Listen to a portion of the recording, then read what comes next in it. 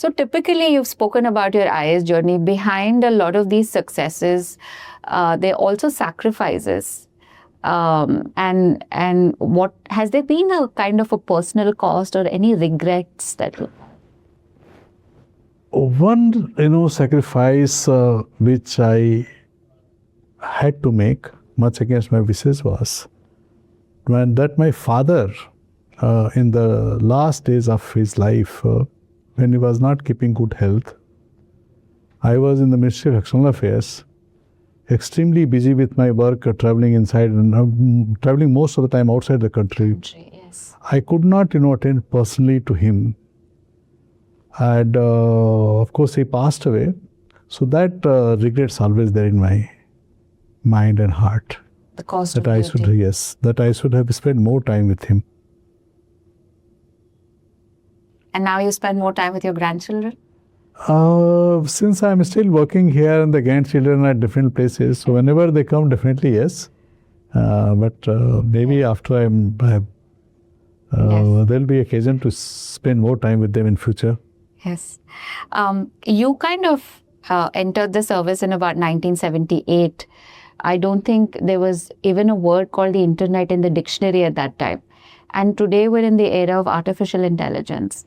So you've, I think, kind of been one of those very few people from a position of influence who has seen India really transition. What do you think is kind of the exciting stuff for our country that lies ahead? Yes, you are right. When we joined service, that time, forget about internet, even the telephone connections were issue and Line lagta tha to just line. get a telephone in the house, that is and then one. everybody used to come. And Yes. second point is long distance calls, one was very difficult to get through. Yes, yes.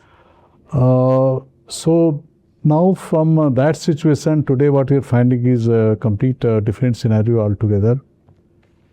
But my take on this is that the technology we must always harness, use it for the welfare of the society, for the people, and that thoughts should always be there in the mind.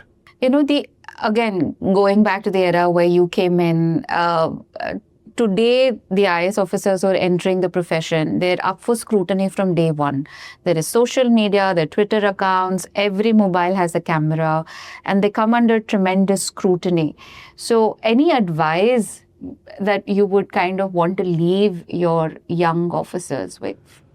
My advice to the young officer is that they should not feel deterred by anybody making unsavory comments about them in the social media.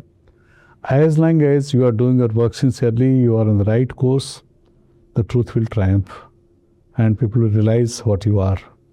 So one should not be really so much concerned with that, and just focus on your work. That's all. And we've actually had movies also being made about people wanting to get into the UPSC. Bihar to matlab competitive exams ka capital hai, and there's so many conversation, and there's still an aspiration for the youth to get into UPSC.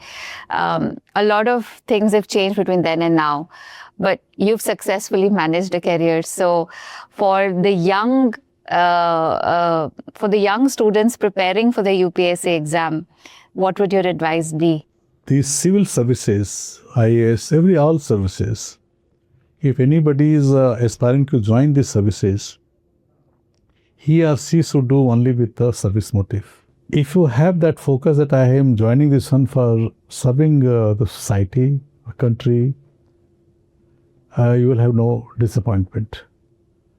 But if one starts comparing with creature, comforts, other benefits, etc., what is available in the market and what they are getting in the civil service, that person will feel disappointed.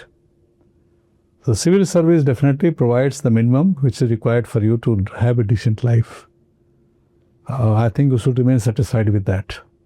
And your main objective should be always the service of the people. That's all.